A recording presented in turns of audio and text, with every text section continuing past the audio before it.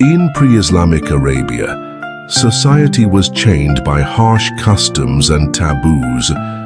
One of them was the belief that if a man adopted a son, he was exactly like a biological son, even in marriage ties. The Prophet, peace be upon him, had adopted Zayd ibn Haritha, who was once a slave.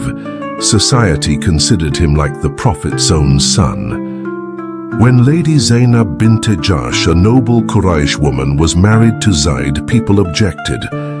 How could a freed slave marry a woman of Quraysh? But when the marriage ended, another taboo was shattered. Allah commanded Prophet Muhammad, peace be upon him, to marry Lady Zainab himself, showing that adopted sons are not the same as real sons.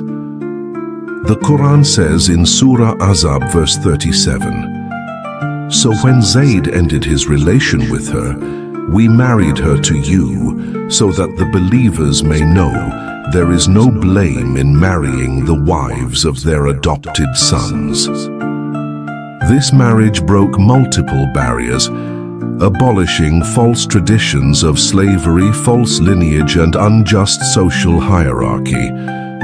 Through this marriage, Islam taught us, dignity is not in bloodline or status, it is only in faith and piety.